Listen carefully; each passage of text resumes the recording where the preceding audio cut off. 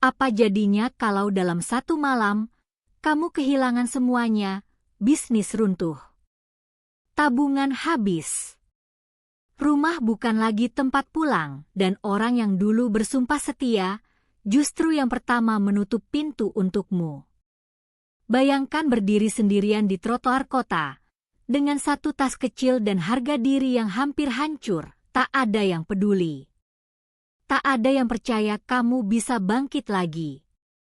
Tapi, bagaimana kalau di saat paling gelap itu, ada satu orang asing, seorang wanita berhijab dengan tatapan tenang, yang justru melihat sesuatu dalam dirimu yang bahkan kamu sendiri lupa miliki? Apakah itu sekadar belas kasihan? Atau justru awal dari kebangkitan yang akan membuat semua yang meremehkan, menyesal? Ayo simak ceritanya sampai selesai. Hujan turun tanpa jeda di Jalan Sudirman malam itu. Raka Pratama berdiri di bawah lampu jalan yang berkedip pelan, jasnya sudah tak lagi rapi seperti dulu. Pria 32 tahun itu pernah dipanggil direktur muda paling menjanjikan oleh majalah bisnis lokal. Wajahnya khas Jawa, rahang tegas, kulit sawo matang, rambut hitam tersisir rapi, selalu tampak percaya diri. Malam itu, tak ada yang tersisa dari citra itu. Di tangannya hanya satu tas koper kecil. Di depan rumah mewah 2 lantai yang dulu ia cicil dengan bangga, pintu tertutup rapat. Dari balik jendela kaca, bayangan seorang wanita berdiri. Elegan. Rambut hitam panjang tergerai, gaun modern melekat sempurna. Alina. Istrinya. Atau mantan istrinya mulai malam ini. Pintu terbuka perlahan. Alina melangkah keluar dengan wajah dingin.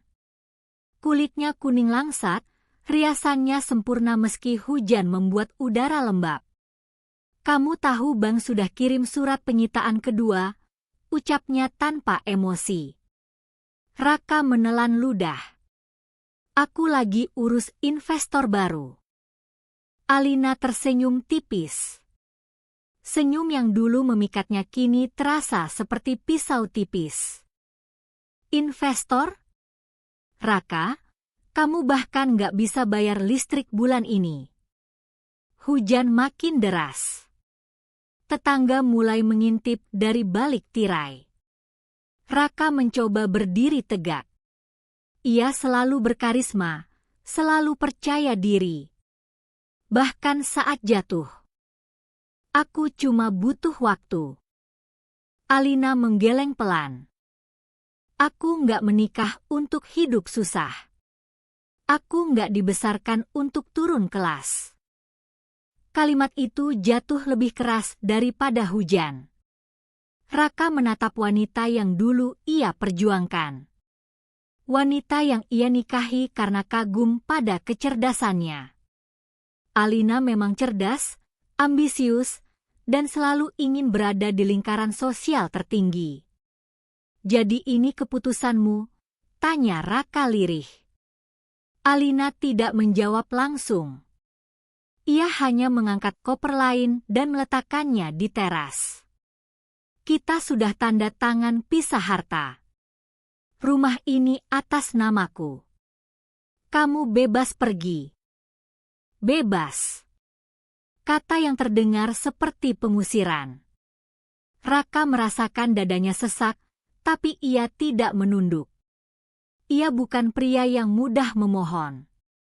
Di dalam dirinya ada luka lama. Ayahnya dulu bangkrut dan dihina keluarga besar. Raka bersumpah tak akan mengulang sejarah itu. Tapi takdir seperti menertawakan sumpahnya. Ia mengambil koper itu tanpa berkata apa-apa. Sebelum pintu tertutup, Alina berkata pelan, "Aku harap kamu bisa jadi hebat lagi suatu hari nanti. Tapi bukan bersamaku." Pintu ditutup. Raka berdiri sendirian. Hujan membasahi wajahnya. Ia tidak tahu apakah itu air hujan atau air mata. Malam itu ia bukan lagi direktur muda, bukan lagi suami orang terpandang, bukan lagi pria yang dielu-elukan. Ia hanya pria bangkrut, sendirian. Dan ia belum tahu bahwa di ujung malam panjang itu, seseorang sedang memerhatikannya dari seberang jalan. Seorang wanita berhijab biru muda. Wajah Sunda lembut dengan kulit kuning langsat dan tatapan penuh iba, namun bukan iba yang merendahkan. Namanya Nabila. Dan ia akan mengubah segalanya. Pagi datang dengan cahaya yang terasa terlalu terang.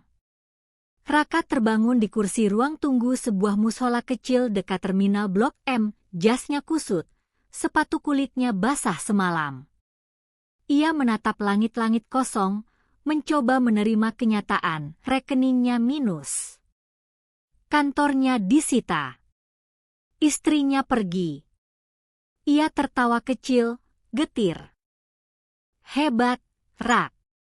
Dari CEO jadi gelandangan dalam seminggu. Suara langkah pelan mendekat. Mas, ini kopinya. Raka menoleh. Wanita berhijab biru muda itu berdiri di depannya. Wajahnya bersih tanpa riasan berlebihan, mata coklatnya jernih. Kulitnya kuning langsat, khas Sunda. Gerakannya lembut tapi tidak lemah. Raka mengerutkan kening. Kita kenal. Wanita itu tersenyum kecil. Tadi malam saya lihat Mas kehujanan. Saya kerja di warung seberang. Mas kelihatan butuh duduk. Raka hampir tersinggung. Ia tidak suka dikasihani. Saya nggak butuh belas kasihan. Wanita itu tidak tersinggung. Saya juga nggak kasih kasihan. Saya cuma kasih kopi. Gratis. Sisanya Mas yang tentukan. Jawaban itu membuat Raka terdiam. Ia menerima gelas itu. Hangat. Nama saya Nabila, ucap wanita itu. Raka menatapnya beberapa detik. Ada ketenangan yang aneh dalam diri perempuan ini. Tidak sok suci. Tidak merendahkan. Raka. Nabila duduk di bangku seberangnya. Mas kelihatan orang yang biasa memimpin. Raka tersenyum tipis. Dulu bukan berarti hilang, jawab Nabila pelan. Raka menatapnya tajam. Kamu bahkan gak tahu saya siapa. Nabila mengangguk. Saya gak perlu tahu masa lalu Mas. Yang saya lihat, Mas masih berdiri. Itu cukup. Kalimat sederhana itu seperti menampar kesadarannya. Sudah lama tak ada yang percaya padanya sejak bisnisnya runtuh. Investor kabur.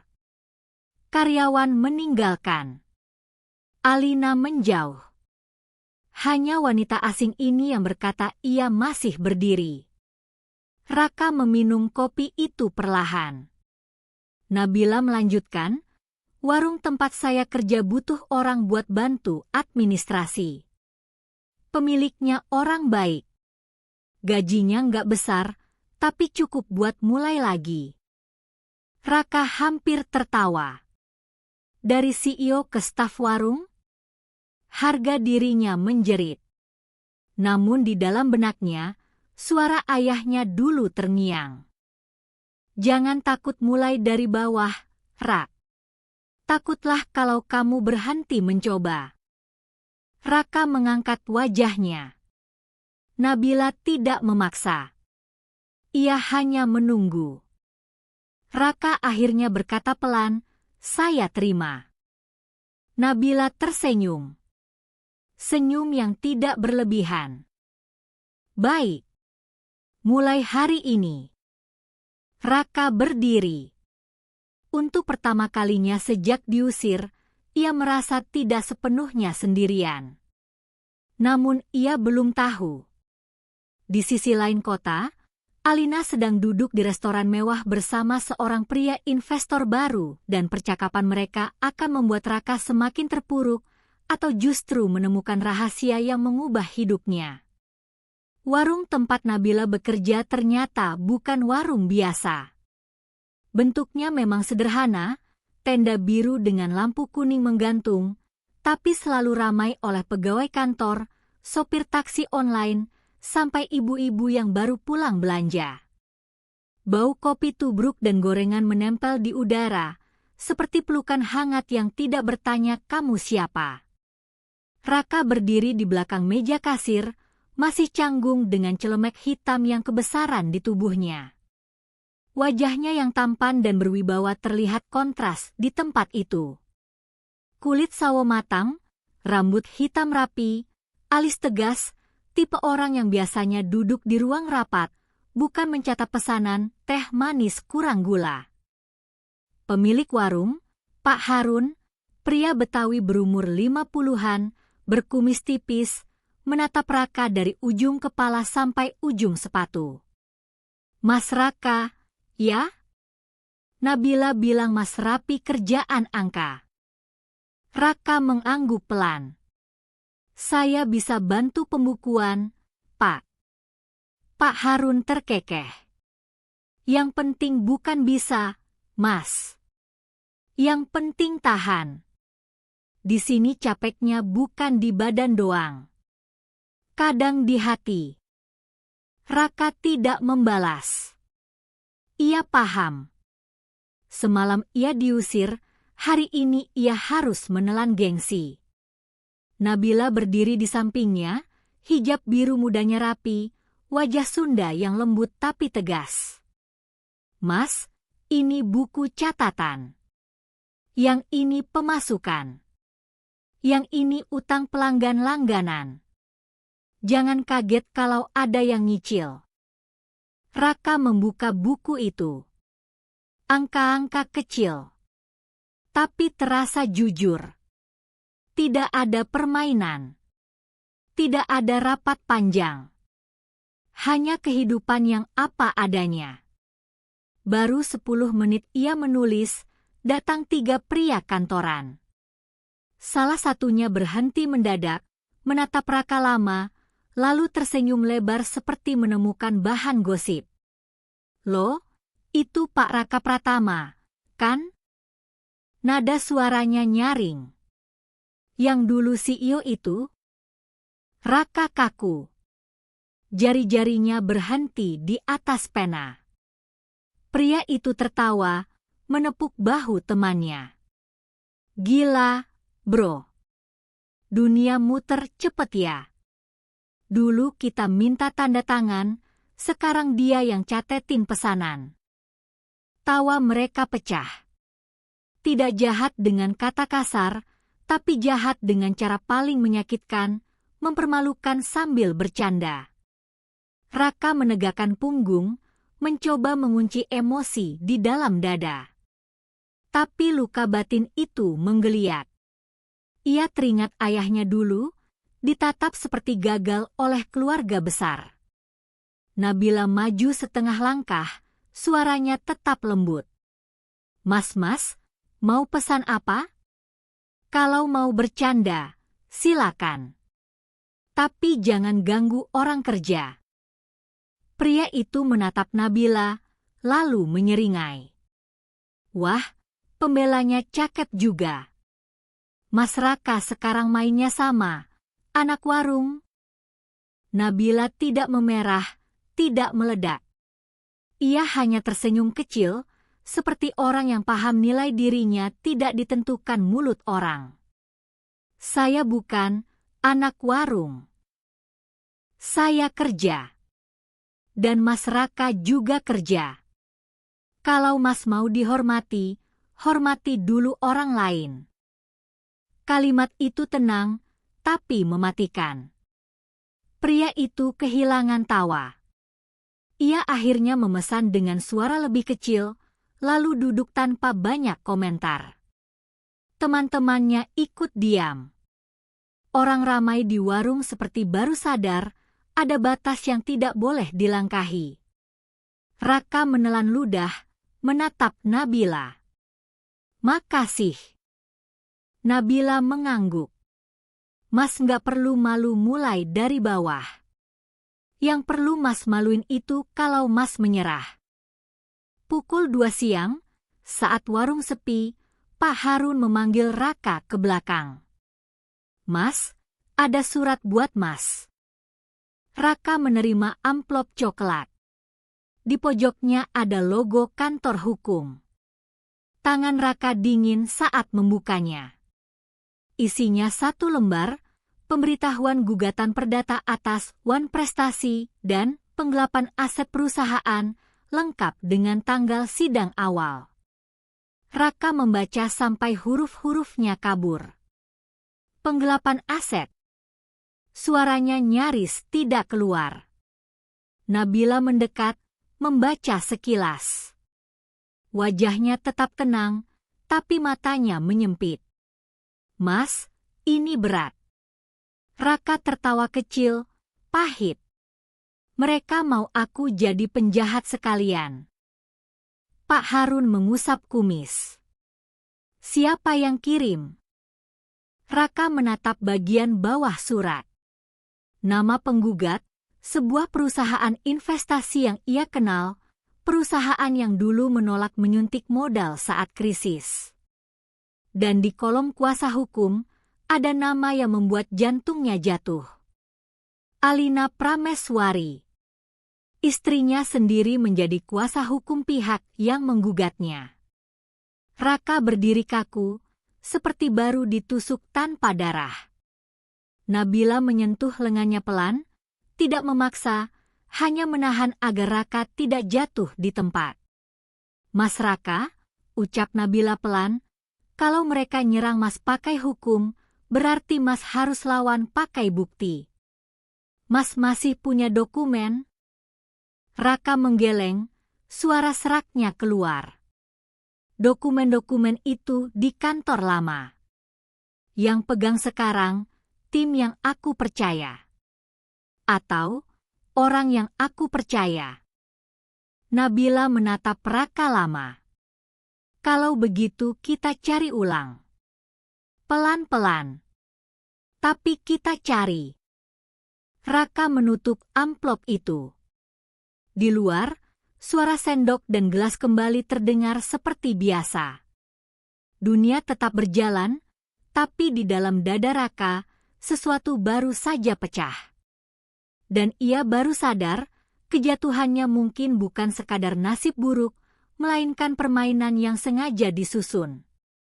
Sore itu, Alina duduk di restoran rooftop Jakarta Selatan, memandangi kota seperti memandangi peta kemenangan. Angin memainkan ujung rambut hitamnya yang tergerai. Gaun putih tulangnya menempel elegan, cincin berlian di jarinya memantulkan cahaya senja. Di depannya, seorang pria berwajah rapi, berkemeja mahal, tersenyum tipis. Namanya Dimas Surya, investor yang dulu mendekati Raka, lalu mundur tepat ketika perusahaan Raka limbung. "Jadi kamu benar-benar jadi kuasa hukum mereka?" tanya Dimas, seolah kagum. Alina mengangkat gelas air, meneguk perlahan. "Aku cuma merapikan yang semestinya rapi." Dimas menyandarkan punggung. "Kamu tahu, banyak orang masih simpati sama Raka. Dia punya image baik." Alina tersenyum kecil. "Image itu gampang digunting, Mas. Tinggal beri satu narasi, dia gagal, dia ceroboh, dia serakah.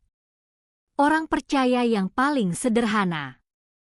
Dimas menatap Alina, ada kekaguman, tapi juga kehati-hatian. "Kamu yakin gak merasa bersalah?" Untuk sesaat, Alina diam. Matanya menerawang ke lampu-lampu kota. Ada kilatan lelah yang cepat ia telan. "Aku pernah bersabar," ucapnya pelan. Bertahun-tahun. Aku ikut hidup hemat, ikut dengar janji-janji. Tapi hidup tidak menunggu perempuan yang terlalu setia. Kalimat itu terdengar seperti pembelaan diri. Seperti ada bagian dalam dirinya yang ingin dipercaya juga. Lalu ponselnya bergetar. Pesan masuk dari seseorang, foto Raka di warung tenda, memakai celemek. Alina menatap foto itu lama. Bibirnya berkedut, antara puas dan sesuatu yang nyaris mirip sedih. Tapi ia segera menutup layar. Raka sudah mulai dari bawah, kata Dimas, mencoba memancing. Alina meletakkan ponsel. Bagus. Biar dia tahu dunia tidak selembut pidatonya. Malamnya, hujan kembali turun. Di warung tenda, Raka duduk sendirian setelah tutup. Lampu warung tinggal satu, redup. Nabila merapikan meja sambil melirik Raka sesekali. Raka akhirnya berkata, dia menggugat aku. Nabila berhenti menyeka meja. Istrimu? Raka mengangguk. Alina. Nabila duduk pelan di seberang, menunggu Raka bicara tanpa menyela. Itu cara Nabila menenangkan, hadir, tidak menggurui. Raka meremas amplop coklat itu. Aku bukan orang sempurna. Tapi aku nggak pernah ngambil uang perusahaan buat diri sendiri. Aku nggak pernah. Nabila mengangkat tangan, halus. Maaf. Aku percaya. Tapi pengadilan nggak hidup dari percaya. Pengadilan hidup dari bukti. Raka menunduk. Aku nggak punya apa-apa. Nabila menatapnya lurus, suaranya rendah namun tegas. Mas masih punya diri, Mas. Mas masih punya otak. Dan Mas masih punya kesempatan selama Mas mau kerja. Kalimat itu membuat Raka memejamkan mata, menahan sesuatu yang ingin jatuh. Di saat itulah dua wanita datang ke warung. Salah satunya berhijab, satunya tidak. Yang tidak berhijab memakai blazer modis, wajahnya cantik modern, rambut hitam mengilap.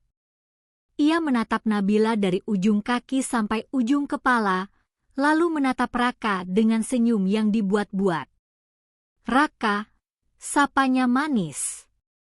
Kamu beneran di sini? Raka menegang. Alina. Alina duduk tanpa minta izin. Aroma parfumnya menutupi bau kopi. Ia menatap Nabila sekilas, lalu kembali ke Raka. Aku cuma mau bicara. Kita dewasa.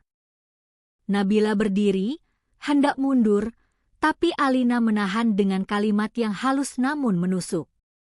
Nggak apa-apa, Mbak. Kamu tetap di sini. Biar kamu juga dengar. Supaya kamu tahu siapa Raka sebenarnya. Nabila tidak terpancing. Ia menarik kursi dan duduk dengan tenang, wajahnya tetap lembut. Silakan bicara, Mbak. Saya dengar. Alina mengangkat alis, sedikit kesal karena Nabila tidak terlihat kecil. Alina menatap Raka. Aku mau kasih kamu satu jalan. Cabut perlawanan. Tanda tangan pengakuan wan prestasi. Kamu akui salah. Nanti aku minta keringanan supaya kamu nggak dipenjara secara sosial. Raka tertawa hambar. Kamu datang buat nyelamatin aku, atau nguburin aku rapi? Alina tersenyum. Aku datang buat menyelamatkan diriku dari skandal. Kamu ngerti kan? Nama itu penting. Raka mengepalkan tangan. Aku nggak akan tanda tangan sesuatu yang bukan kesalahanku. Alina mencondongkan badan, suaranya turun. Raka, jangan keras kepala. Kamu sekarang cuma pekerja warung. Siapa yang bakal percaya kamu? Nabila akhirnya bicara, tetap sopan. Mbak Alina, orang dipercaya bukan karena jabatannya, tapi karena konsistensinya. Alina menatap Nabila, senyum kecil muncul. Konsistensi? Kamu pikir kamu bisa jadi penolong pahlawan? Hati-hati, Mbak. Orang jatuh itu suka narik orang lain ikut jatuh. Nabila menatap Alina tanpa marah. Saya nggak narik siapapun. Saya cuma berdiri di tempat yang menurut saya benar. Kalimat itu sederhana, tapi membuat Alina terdiam sesaat. Ia seperti hampir kalah dalam adu wibawa, dan itu membuatnya cepat mengganti arah. Alina berdiri, merapikan blazer. Baik. Kalau kamu menolak, sidang jalan. Dan jangan kaget kalau besok ada berita. Publik suka cerita, CEO bangkrut yang ternyata penipu. Raka bangkit setengah, tapi Nabila menyentuh pergelangannya pelan, menahan. Sentuhan itu bukan melarang, tapi mengingatkan, jangan lakukan sesuatu yang memberi mereka bahan. Alina melangkah pergi. Di pintu, ia menoleh sekali lagi ke Raka, suaranya lebih pelan, nyaris seperti bisikan yang jujur. Aku pernah sayang kamu, Rak. Tapi saya nggak bisa bayar harga hidupku. Lalu ia pergi, meninggalkan bau parfum yang lama hilang. Raka duduk kembali. Tangannya gemetar kecil. Nabila menuangkan air putih ke gelas, mendorongnya ke Raka. Minum dulu, ucap Nabila lembut. Besok kita mulai cari bukti. Kalau mereka mau main narasi, kita lawan dengan fakta. Raka menatap Nabila. Untuk pertama kalinya, ia melihat bahwa ketenangan Nabila bukan kelemahan. Itu kekuatan yang dibangun dari iman dan kebiasaan menghadapi hidup yang keras. Di luar, hujan mengetuk tenda warung. Dan di ponsel Raka, notifikasi berita muncul, judulnya sudah mulai menyebar, cepat, kejam, dan berbau rencana. Ex-CEO startup diduga gelapkan dana, mantan istri buka suara. Raka menatap layar itu sampai napasnya tertahan, karena ia tahu, besok pagi hidupnya akan dihancurkan untuk kedua kalinya. Pagi itu Jakarta terasa lebih bising dari biasanya. Raka berdiri di depan warung tenda sambil menatap layar ponselnya. Berita tentang dirinya sudah tersebar di 3 portal online. Foto lamanya sebagai CEO terpampang berdampingan dengan foto dirinya di warung, lengkap dengan narasi yang menyudutkan. Ex-CEO bangkrut, diduga selewengkan dana investor. Kuasa hukum sebut ada indikasi penggelapan. Kuasa hukum itu adalah Alina. Adnan kemudian berbalik menatap Arum. Wajahnya yang kaku melembut sejenak. Terima kasih, Arum. Jika bukan karena keberanianmu semalam, flash disk itu tidak akan pernah sampai ke tangan yang tepat-tepat pada waktunya. Sheila terduduk lemas, menyadari bahwa ia baru saja bermain api dengan sang pemilik kegelapan. Namun, saat polisi mulai masuk ke lobi, Sheila tiba-tiba tertawa histeris. Ia menarik sebuah pemantik api dari sakunya dan menyulut gorden ruang administrasi. Jika aku hancur, tempat ini harus ikut hancur bersamaku. Api berkobar dengan cepat, melalap berkas-berkas penting dan mulai merambat ke arah bangsal pasien. Kekacauan pecah seketika.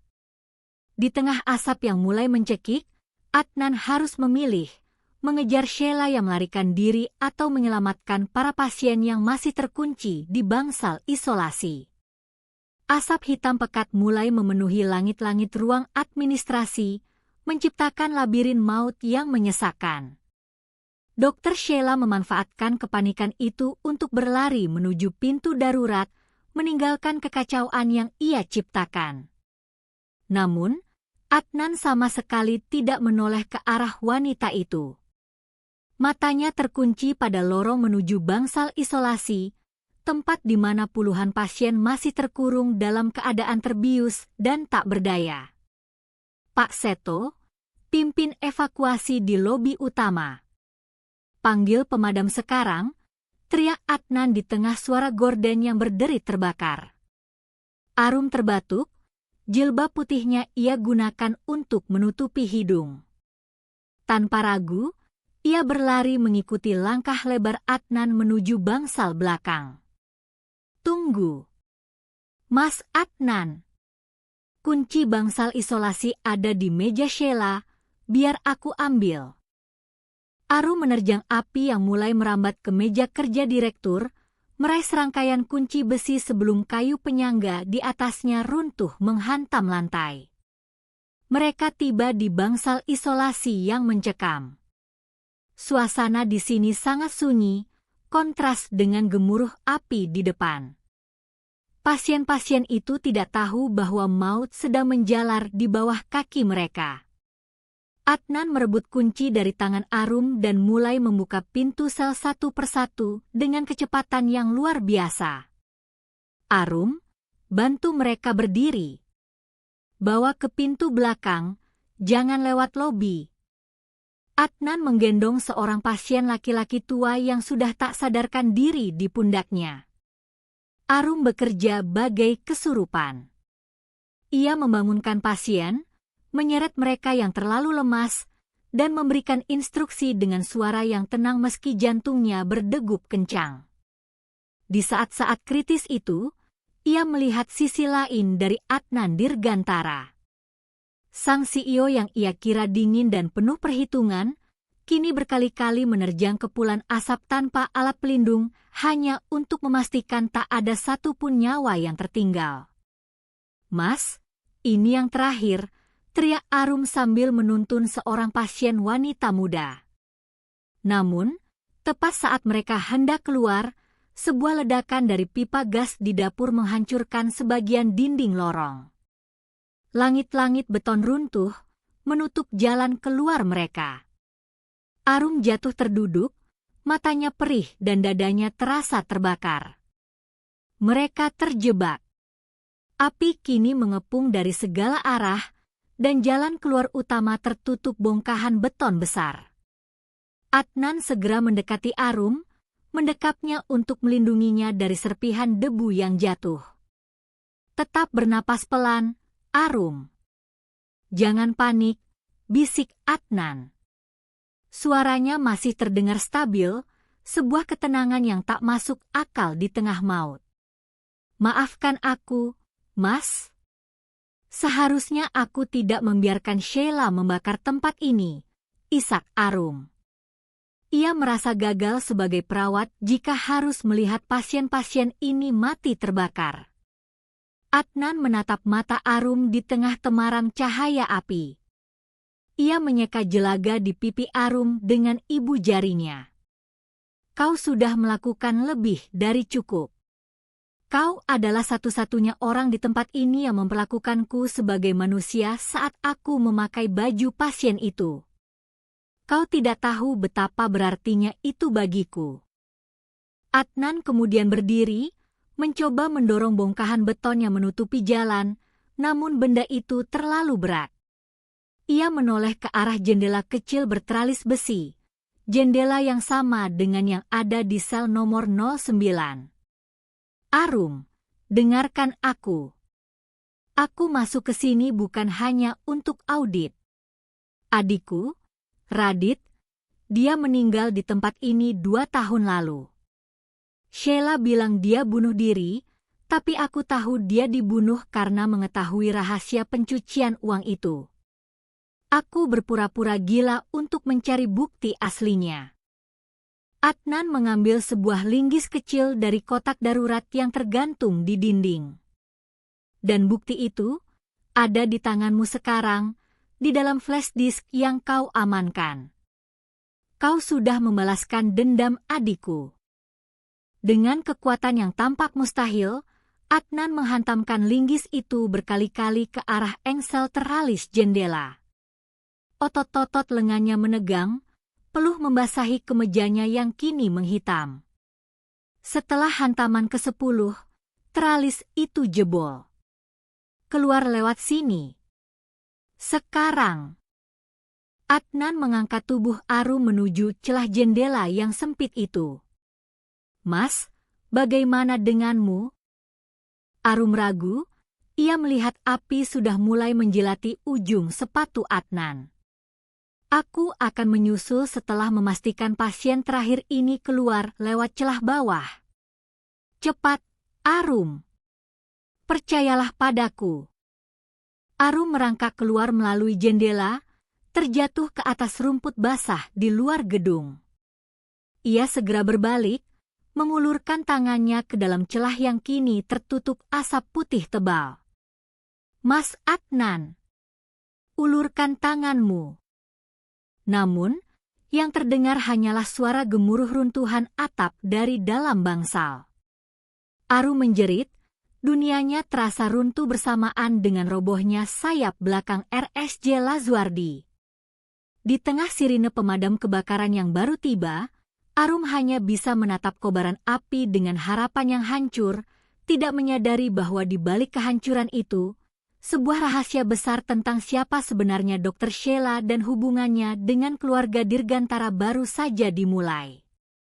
Suara sirine mobil pemadam kebakaran memekakkan telinga, bersahutan dengan teriakan histeris para perawat dan pasien yang berhasil dievakuasi ke lapangan rumput. Arum bersimpuh di atas tanah yang becek, matanya tak lepas dari kobaran api yang melalap sayap belakang bangsal isolasi. Dadanya sesak, bukan hanya karena asap, tapi karena bayangan Adnan yang tertimbun di dalam sana. Mas Adnan. Arum mencoba bangkit dan berlari kembali ke arah jendela yang telah runtuh, namun Pak Seto menahannya dengan kuat. Jangan, Nak Arum. Terlalu berbahaya, atapnya sudah roboh.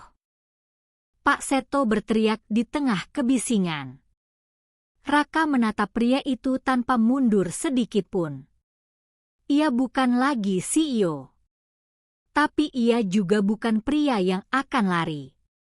Mobil itu pergi setelah beberapa detik sunyi yang menegangkan. Nabila menoleh pada Raka. Mas, ini sudah bukan cuma soal nama. Raka mengangguk pelan.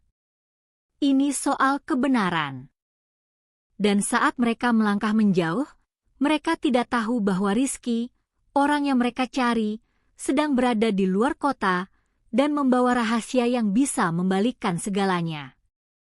Mereka berangkat subuh, naik bus antar kota dari terminal kecil yang masih bau solar dan kopi sachet. Raka duduk di dekat jendela, menatap kaca yang basah embun. Di pangkuannya ada map tipis dari Pak Rahmat, alur transaksi janggal yang seperti peta menuju pelaku, tapi peta tanpa alamat. Nabila duduk di sebelah, hijabnya warna abu muda, wajah Sundanya tenang meski matanya menyimpan cemas. Ia tidak banyak bicara, hanya sesekali menyodorkan roti, memastikan Raka makan. Cara Nabila menenangkan bukan dengan kalimat manis, tapi dengan tindakan kecil yang membuat seseorang merasa masih manusia. Tujuan mereka Solo. Pak Rahmat memberi petunjuk terakhir. Rizky pernah pulang ke rumah ibunya di pinggiran, dekat sawah dan bengkel motor, setelah tiba-tiba menghilang dari kantor. Di perjalanan, ponsel Raka bergetar. Nomor tak dikenal. Ia tidak mengangkat. Tapi pesan masuk membuat tengkuknya dingin. Jangan cari Rizky. Kamu nggak ngerti permainan. Raka mematikan layar, menahan amarah. Nabila menatapnya sekali, lalu berkata pelan, "Kalau mereka kirim pesan, berarti kita dekat." Raka mengangguk, tapi dadanya sesak. Di kepalanya muncul lagi bayangan pintu rumah yang ditutup Alina. Ia selalu berpikir kehilangan paling sakit adalah kehilangan rumah. Ternyata, kehilangan kepercayaan lebih pelan tapi lebih mematikan. Sampai di Solo, mereka turun di dekat pasar tradisional. Suasana ramai, pedagang sayur berteriak, aroma tempe goreng dan tanah basah bercampur jadi satu. Mereka naik ojek menuju alamat yang diberikan Pak Rahmat. Rumah itu sederhana, dindingnya cat hijau pudar. Seorang ibu paruh baya membuka pintu, wajahnya Jawa, kulit sawo matang, sorot matanya lelah tapi waspada. "Mau cari siapa?" Suaranya datar.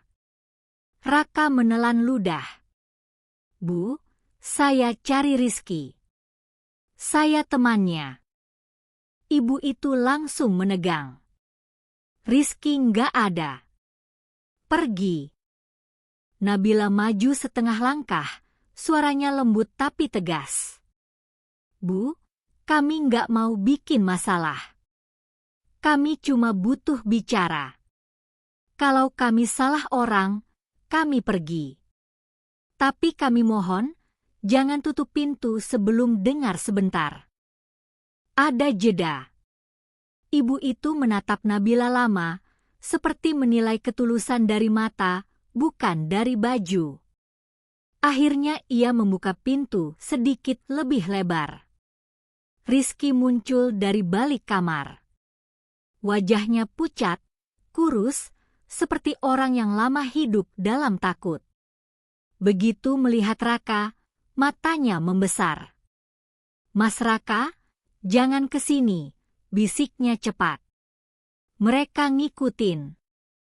Raka menahan napas. "Siapa mereka?"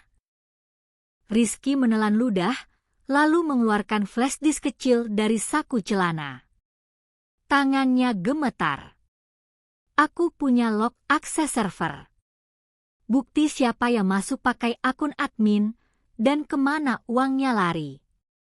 Raka nyaris lupa bernapas. Tapi Rizky tidak menyerahkannya begitu saja.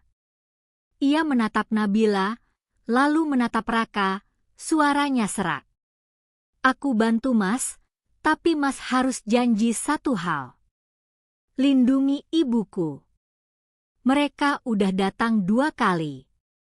Mereka bilang kalau aku buka mulut, rumah ini habis."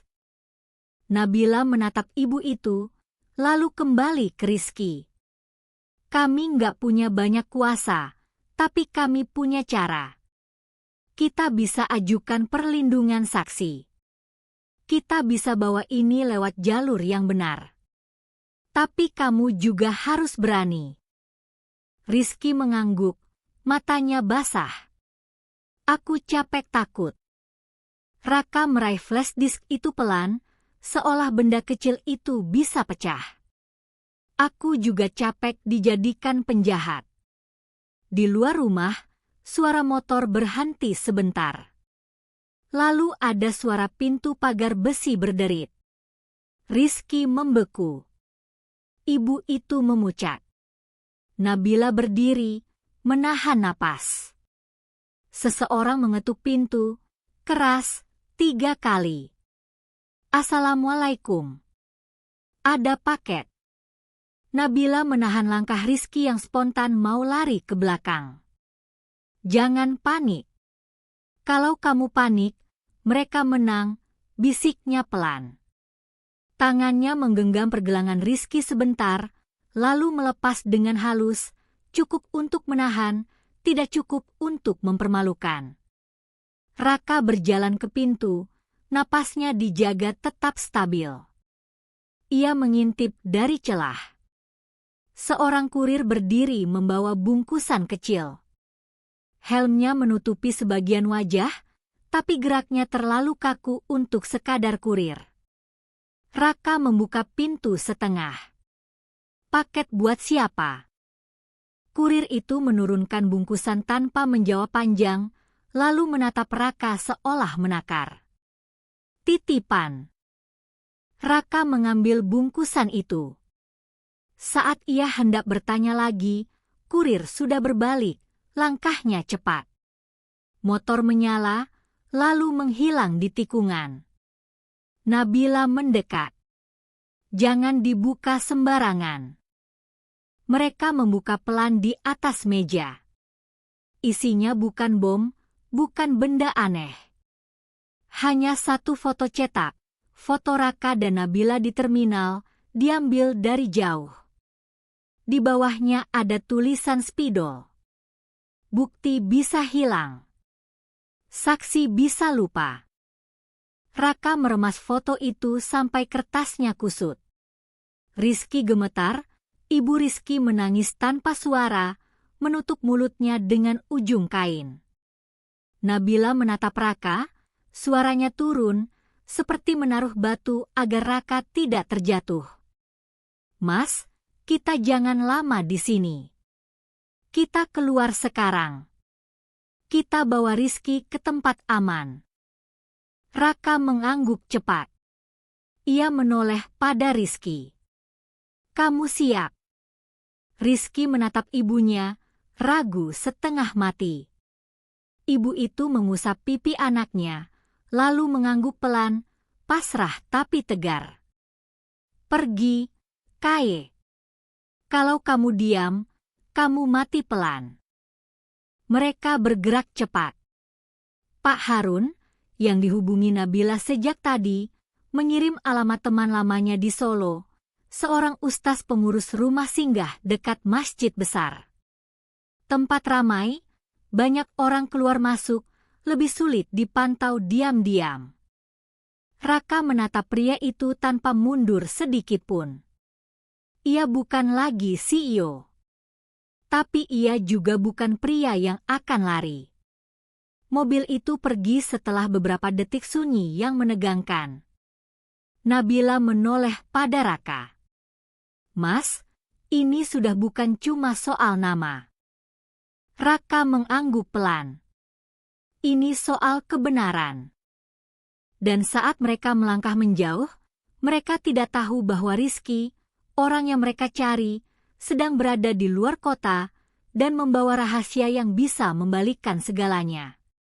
Mereka berangkat subuh, naik bus antar kota dari terminal kecil yang masih bau solar dan kopi sachet. Raka duduk di dekat jendela, menatap kaca yang basah embun. Di pangkuannya ada map tipis dari Pak Rahmat, alur transaksi janggal yang seperti peta menuju pelaku, tapi peta tanpa alamat. Nabila duduk di sebelah, hijabnya warna abu muda, wajah Sundanya tenang meski matanya menyimpan cemas. Ia tidak banyak bicara, hanya sesekali menyodorkan roti, memastikan Raka makan. Cara Nabila menenangkan bukan dengan kalimat manis, tapi dengan tindakan kecil yang membuat seseorang merasa masih manusia. Tujuan mereka Solo. Pak Rahmat memberi petunjuk terakhir. Rizky pernah pulang ke rumah ibunya di pinggiran, dekat sawah dan bengkel motor, setelah tiba-tiba menghilang dari kantor. Di perjalanan, ponsel Raka bergetar. Nomor tak dikenal. Ia tidak mengangkat. Tapi pesan masuk membuat tengkuknya dingin. Jangan cari Rizky. Kamu nggak ngerti permainan. Raka mematikan layar, menahan amarah. Nabila menatapnya sekali, lalu berkata pelan, kalau mereka kirim pesan, berarti kita dekat. Raka mengangguk, tapi dadanya sesak. Di kepalanya muncul lagi bayangan pintu rumah yang ditutup Alina. Ia selalu berpikir kehilangan paling sakit adalah kehilangan rumah. Ternyata, kehilangan kepercayaan lebih pelan tapi lebih mematikan. Sampai di Solo, mereka turun di dekat pasar tradisional. Suasana ramai, pedagang sayur berteriak, aroma tempe goreng dan tanah basah bercampur jadi satu. Mereka naik ojek menuju alamat yang diberikan Pak Rahmat. Rumah itu sederhana, dindingnya cat hijau pudar. Seorang ibu paruh baya membuka pintu, wajahnya Jawa, kulit sawo matang, sorot matanya lelah tapi waspada. Mau cari siapa? Suaranya datar. Raka menelan ludah. Bu, saya cari Rizky. Saya temannya. Ibu itu langsung menegang. Rizky nggak ada. Pergi. Nabila maju setengah langkah, suaranya lembut tapi tegas. Bu, kami nggak mau bikin masalah. Kami cuma butuh bicara. Kalau kami salah orang, kami pergi. Tapi kami mohon, jangan tutup pintu sebelum dengar sebentar. Ada jeda. Ibu itu menatap Nabila lama, seperti menilai ketulusan dari mata, bukan dari baju. Akhirnya ia membuka pintu sedikit lebih lebar. Rizky muncul dari balik kamar. Wajahnya pucat, kurus, seperti orang yang lama hidup dalam takut. Begitu melihat Raka, matanya membesar. Mas Raka, jangan ke sini, bisiknya cepat. Mereka ngikutin. Raka menahan napas. Siapa? Mereka? Rizky menelan ludah, lalu mengeluarkan flash disk kecil dari saku celana. Tangannya gemetar. Aku punya log akses server. Bukti siapa yang masuk pakai akun admin, dan kemana uangnya lari. Raka nyaris lupa bernapas. Tapi Rizky tidak menyerahkannya begitu saja. Ia menatap Nabila, lalu menatap Raka, suaranya serak. Aku bantu Mas, tapi Mas harus janji satu hal. Lindungi ibuku. Mereka udah datang 2 kali. Mereka bilang kalau aku buka mulut, rumah ini habis. Nabila menatap ibu itu, lalu kembali ke Rizky. Kami nggak punya banyak kuasa, tapi kami punya cara. Kita bisa ajukan perlindungan saksi. Kita bisa bawa ini lewat jalur yang benar. Tapi kamu juga harus berani. Rizky mengangguk, matanya basah. Aku capek takut.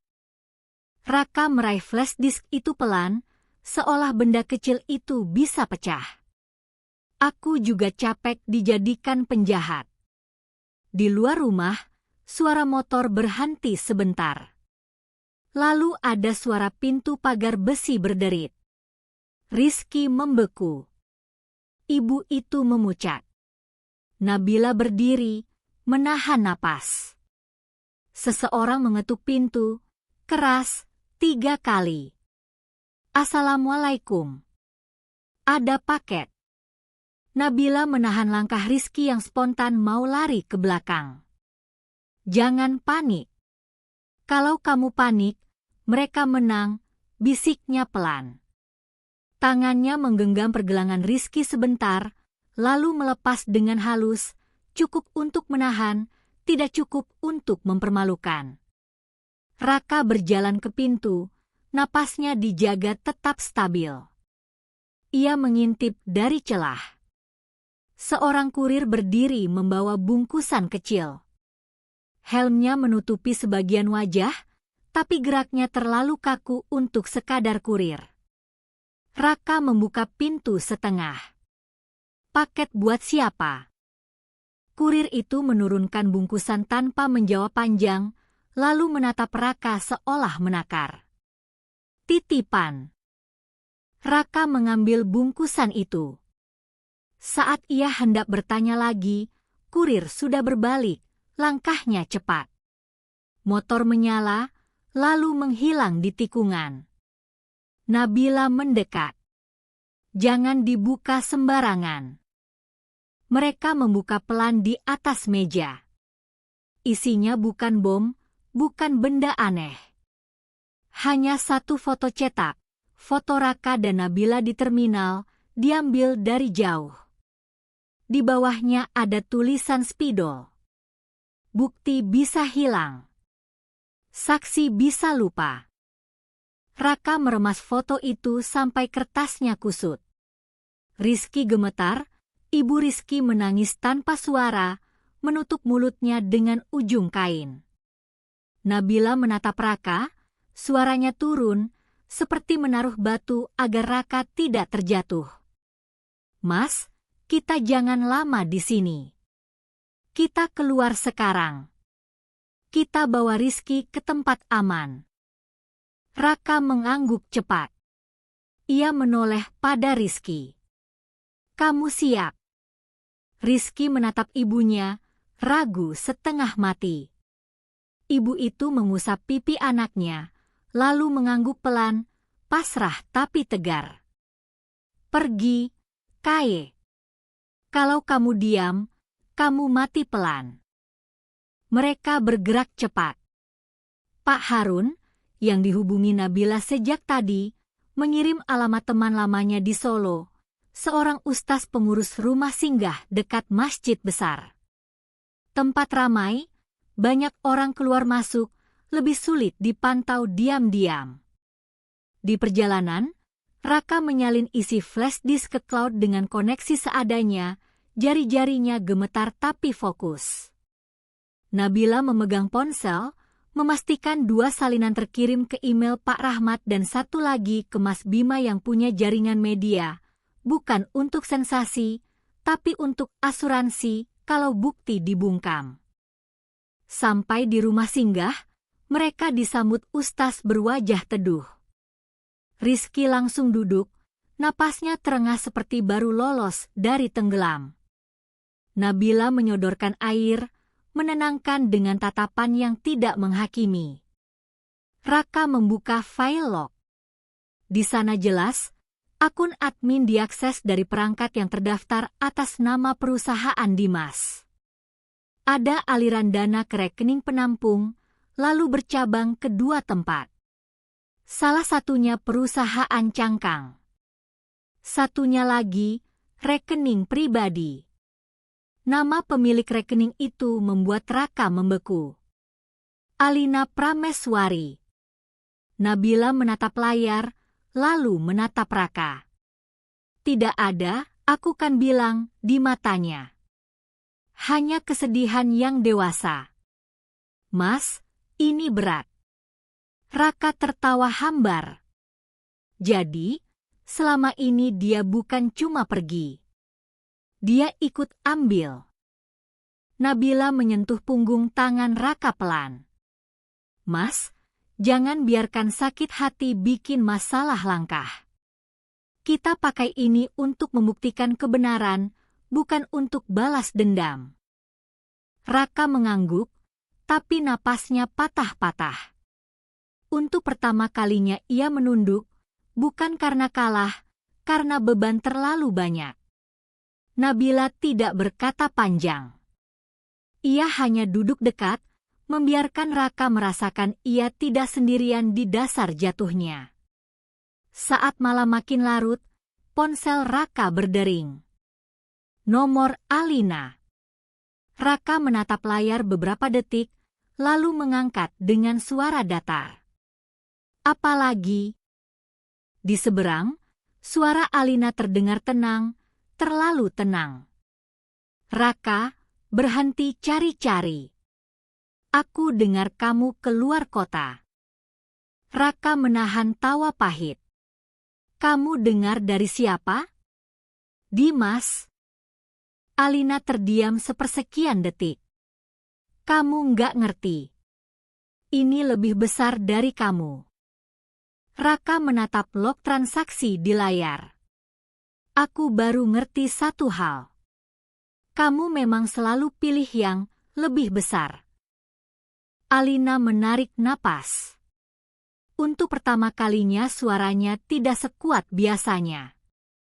Raka, kalau kamu paksa buka ini, kamu bisa hancur beneran. Raka menjawab pelan, aku sudah hancur. Sekarang aku cuma menyusun bukti. Telepon ditutup. Nabila menatap Raka. Besok kita ke Jakarta. Ketemu Pak Rahmat. Ajukan bukti resmi. Raka mengangguk. Tapi sebelum mereka sempat merasa aman, ponsel Nabila bergetar. Pesan masuk dari nomor tak dikenal, hanya satu kalimat. Kamu pikir wanita berhijab itu penyelamat? Besok namanya yang kami jatuhkan. Nabila memejamkan mata sebentar, lalu membuka lagi, tenang, tapi tegas. Mas, mulai sekarang bukan cuma Mas yang diserang. Aku juga. Raka menatap Nabila, dadanya dingin. Ia sadar, orang-orang itu bukan hanya ingin menjatuhkannya, mereka akan menarik Nabila ikut jatuh. Perjalanan kembali ke Jakarta terasa lebih sunyi. Rizky duduk di bangku belakang mobil sewaan, menunduk, memegang tas kecilnya erat. Raka duduk di depan, menatap jalan tol yang membentang panjang seperti garis takdir yang belum selesai. Di sebelahnya, Nabila memandangi ponsel yang sejak tadi terus bergetar. Satu akun anonim mengunggah foto lama Nabila saat bekerja di warung, dengan caption yang menyudutkan. Narasinya dipelintir seolah Nabila hanya mendekati Raka demi keuntungan. Beberapa komentar mulai kejam, mempertanyakan niat dan integritasnya. Raka mengepalkan tangan. Maaf, ucapnya pelan. Nabila menoleh. Untuk apa? Karena kamu ikut terseret. Nabila tersenyum kecil, tidak dramatis, tidak menggurui. Saya memilih berdiri di sini, Mas. Kalau saya takut nama saya jelek, saya nggak akan mulai membantu dari awal. Raka terdiam. Ada sesuatu dalam diri wanita berhijab ini yang tak bisa disentuh oleh hinaan. Bukan karena ia kebal, tapi karena ia tahu siapa dirinya. Sampai di kantor Pak Rahmat, suasana tegang langsung terasa. Pak Rahmat membaca log transaksi itu dengan serius. Ini kuat. Sangat kuat, katanya pelan. Tapi kalau kita langsung serang, mereka bisa menghapus jejak tambahan. Raka mengangguk. Lalu, Pak Rahmat menghela napas.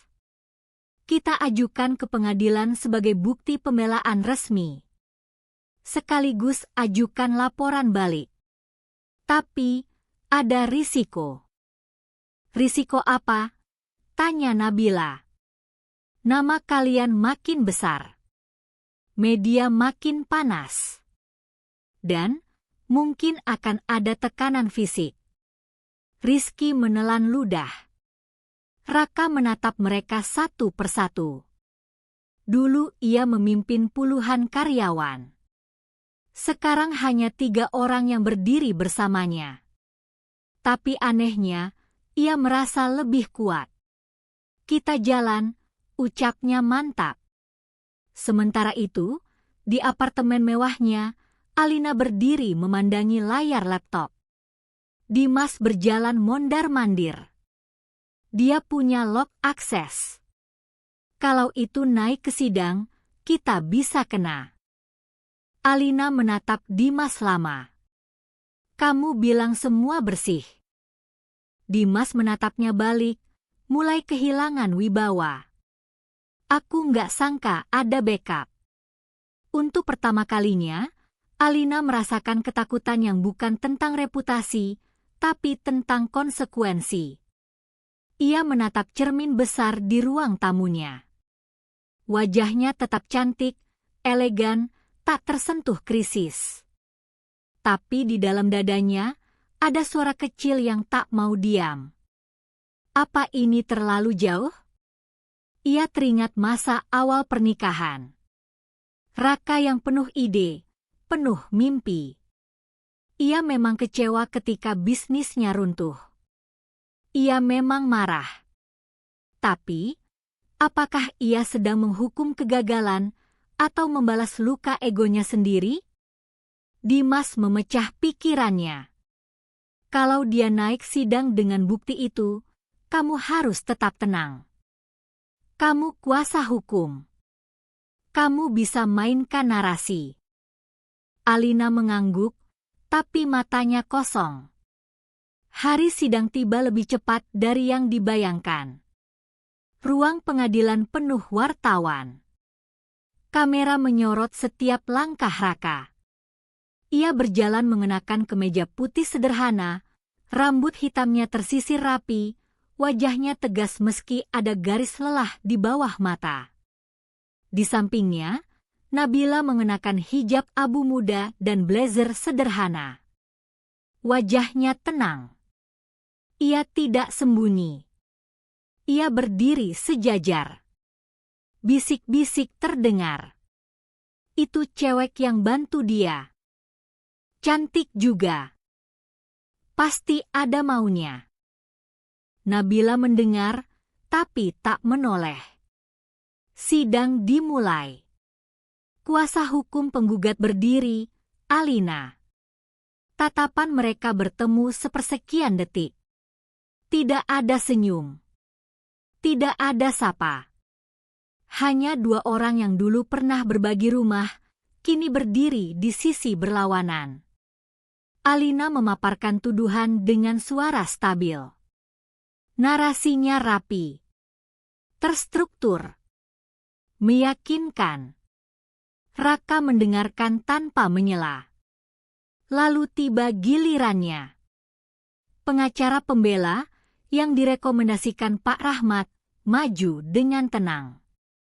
Yang mulia, kami tidak hanya membantah tuduhan. Kami membawa bukti baru. Ruang sidang hening. Flash disk diputar. Log akses ditampilkan di layar besar. Waktu, IP address, perangkat. Alur dana. Rekening penampung. Nama perusahaan cangkang. Lalu layar berhenti pada satu detail. Rekening tujuan kedua. Nama pemilik, Alina Prameswari. Ruangan mendadak gaduh. Alina membeku sesaat, sangat singkat, tapi cukup terlihat. Ia segera berdiri, berusaha menjaga wibawa. Data itu perlu diverifikasi. Pengacara pembela tersenyum tipis. Sudah diverifikasi oleh auditor independen. Semua mata beralih ke Alina. Untuk pertama kalinya dalam hidupnya, ia merasa panggung bukan lagi miliknya. Dimas yang duduk di bangku belakang tampak pucat. Hakim meminta ketenangan. Sidang ditunda sementara untuk pemeriksaan tambahan. Raka duduk kembali, napasnya berat. Ia tidak merasa menang. Ia merasa kosong. Nabila menoleh, suaranya lembut. Mas, ini belum selesai. Tapi Mas sudah berdiri. Raka mengangguk. Di luar ruang sidang, wartawan mengerubungi Alina. Mbak Alina, bagaimana tanggapan Anda soal rekening itu? Apakah Anda terlibat langsung? Alina berjalan cepat, wajahnya tetap elegan, tapi di dalam kepalanya suara-suara saling bertabrakan. Ia hampir menang. Sedikit lagi Raka akan benar-benar tenggelam. Tapi sekarang, ia yang berada di tepi jurang. Namun belum ada yang tahu satu hal. Di dalam log transaksi itu, ada satu transfer besar yang tidak menuju rekening Alina, melainkan ke rekening yang terhubung dengan yayasan sosial yang ia dirikan. Apakah itu bagian dari manipulasi? Atau ada cerita lain yang belum terungkap? Dan rahasia itu bisa membalikkan simpati publik sekali lagi. Alina melanjutkan, Suaranya hampir bergetar. Dana yang masuk ke yayasan, awalnya aku pikir bisa jadi penebusan. Aku ingin ada kebaikan yang tersisa dari kesalahan. Tapi ternyata, kebaikan yang dibangun dari uang kotor tetap kotor. Raka menatapnya lama. Ada bagian dalam dirinya yang ingin marah, tapi lelahnya lebih besar daripada marah. Pagi setelah sidang, langit Jakarta seperti sengaja mendung. Raka berdiri di depan kantor polisi bersama Pak Rahmat, pengacara pembela, Nabila, dan Rizky. Tangannya tidak lagi gemetar seperti dulu, tapi di dadanya ada rasa getir yang sulit hilang. Kebenaran memang bisa dibuktikan, tapi luka tetap tinggal. Rizky menandatangani berita acara pemeriksaan dengan tangan yang masih kaku. "Mas, kalau ini jalan, mereka bisa balas lagi," bisiknya. Nabila menatap Rizky, suaranya lembut namun tegas. "Makanya kamu tidak sendirian. Kamu saksi, bukan umpan." Pak Rahmat mengangguk. "Kami ajukan perlindungan saksi. Dan log server itu sudah kami amankan di 3 tempat. Mereka tidak bisa menghapus semuanya." Saat mereka keluar, beberapa wartawan sudah menunggu. Kilatan kamera memantul di aspal basah. Pertanyaan datang seperti peluru. "Pak Raka, apakah ini berarti Anda difitnah?" "Mbak Nabila, Anda siapa sebenarnya?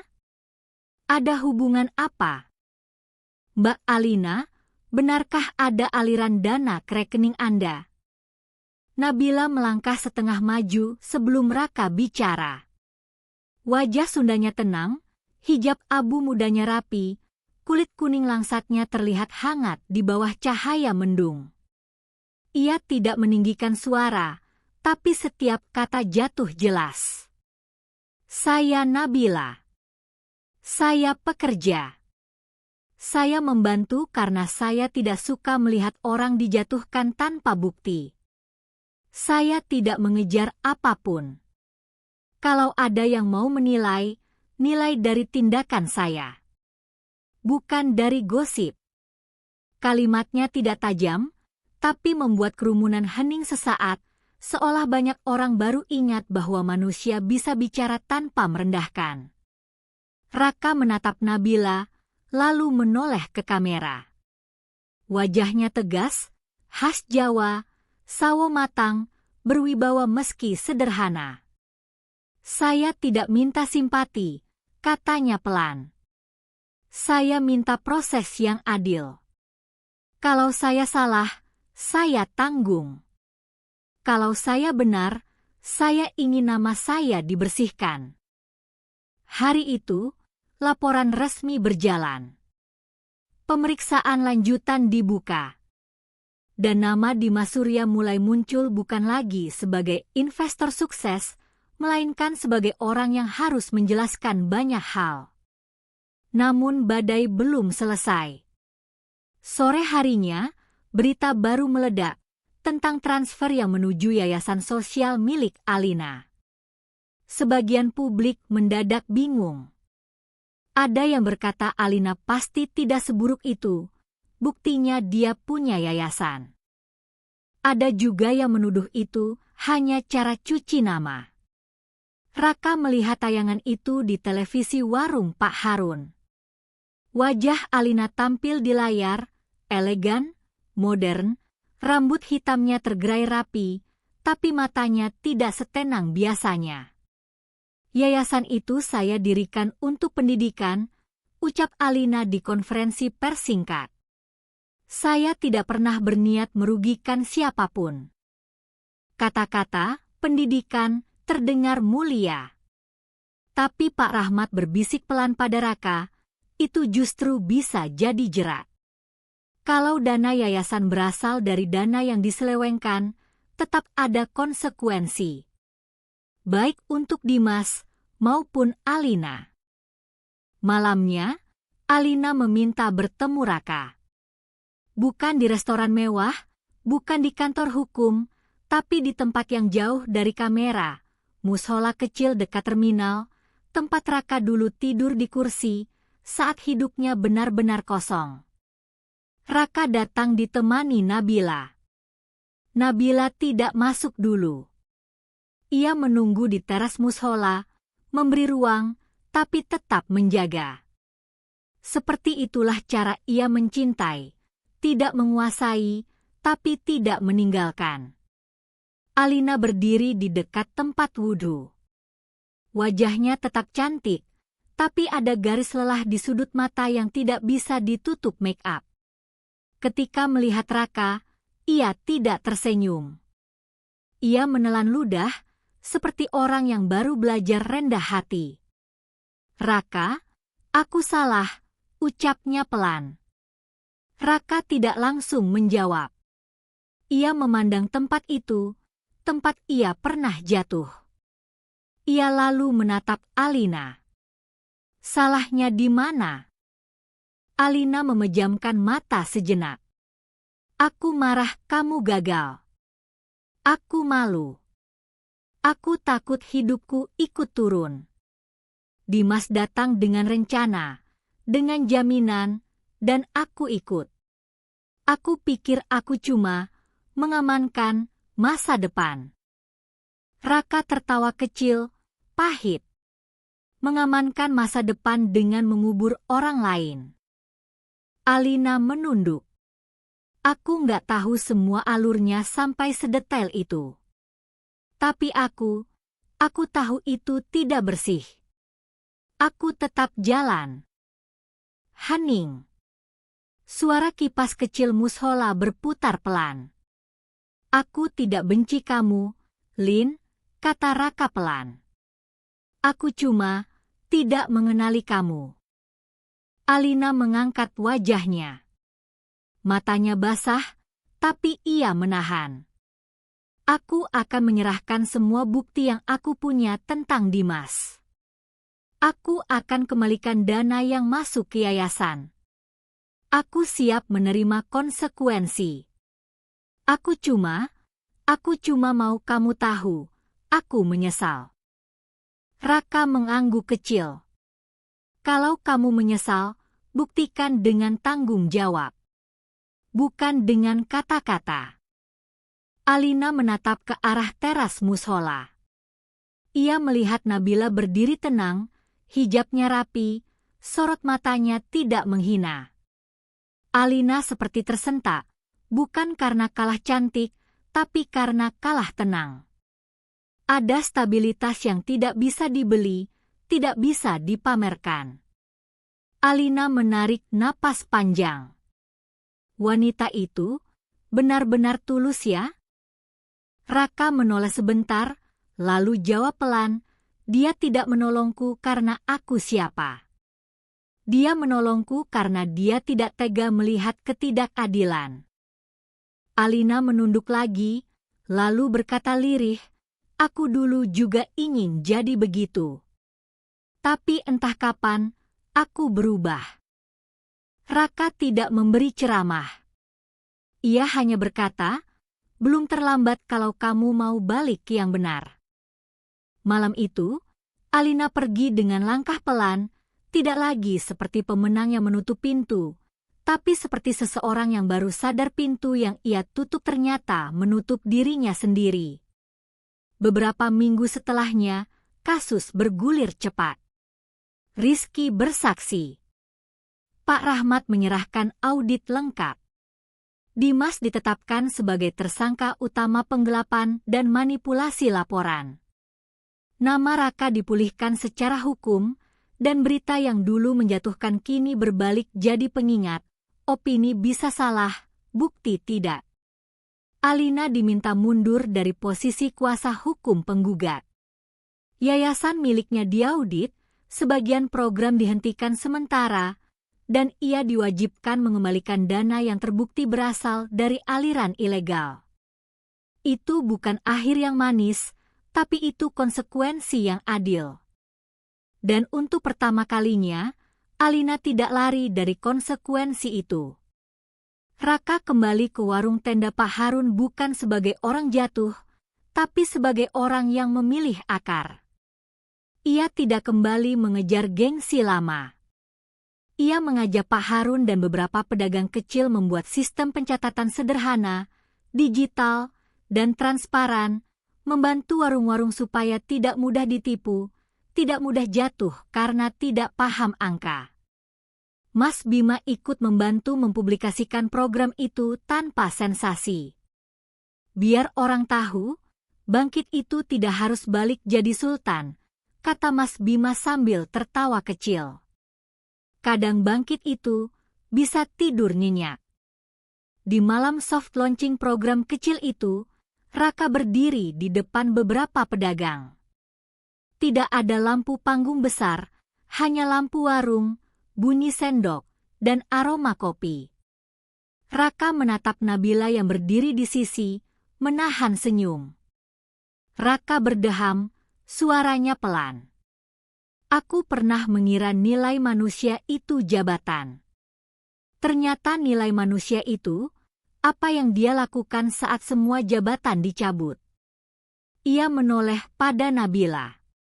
Dan saat aku jatuh, ada satu orang yang tidak ikut menendang. Nabila menunduk sedikit, pipinya memerah tipis, tapi ia tersenyum tenang.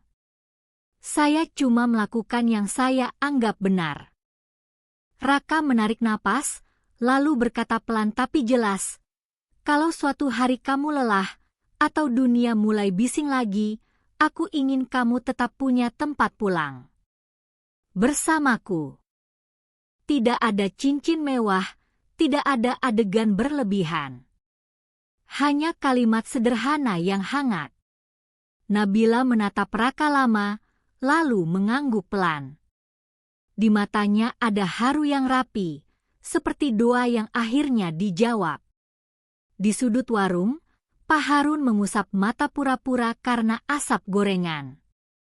Ih, ini warung apa sinetron? Gumamnya, membuat orang tertawa kecil. Malam itu, Raka tidak merasa menang karena Alina kalah. Raka merasa menang karena ia tidak kehilangan dirinya sendiri. Dan moralnya jelas, menempel seperti wangi kopi, ketulusan lebih kuat dari ambisi, harga diri lebih penting dari gengsi, dan ketika hidup mencabut segalanya, yang tersisa adalah karakter, bukan status.